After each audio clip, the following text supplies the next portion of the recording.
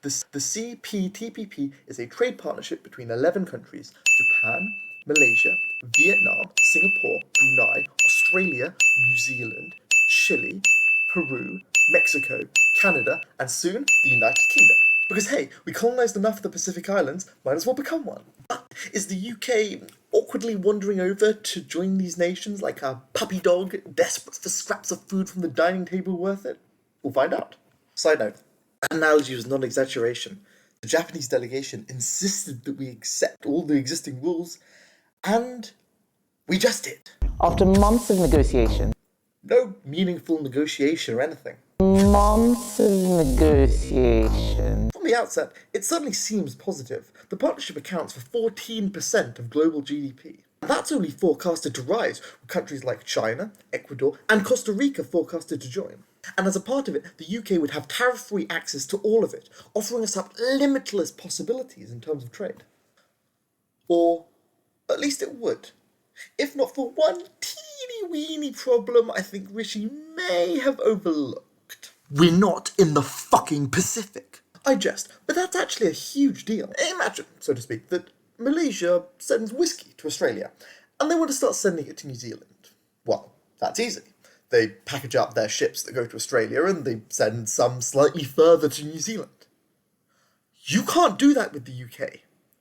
We're 10,000 kilometres in the other direction. Just personally, as a British person, I'm disappointed that we don't have our own powerful trading bloc that we can trade products with, and go travel to, and right on our doorstep. Hang on a second.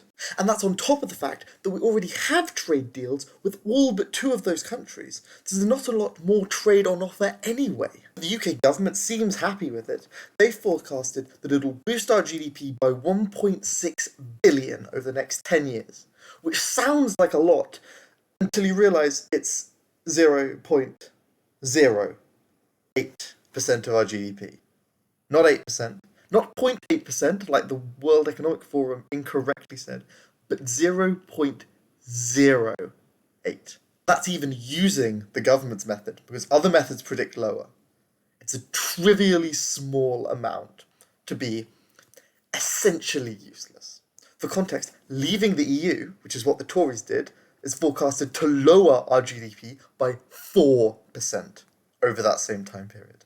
There are 2 important negative effects that turn something useless into something bad. First of all, we'll have to be a lot less selective about the food and products we accept. The UK has certain standards, like banning hormone-treated beef.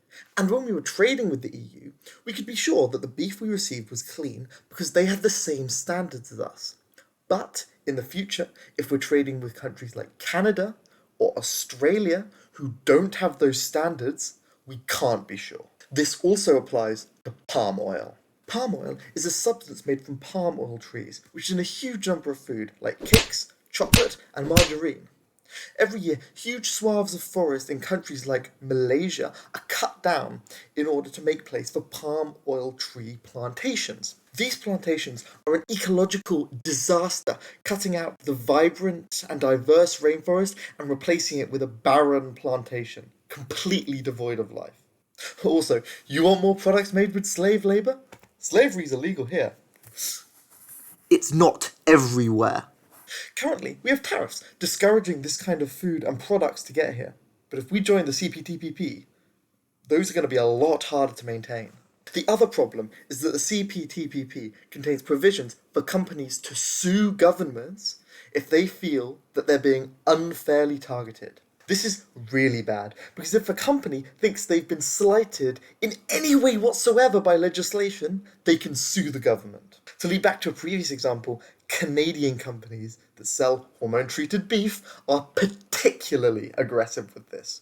So if we try and ban it, they could sue the government and force us to take it.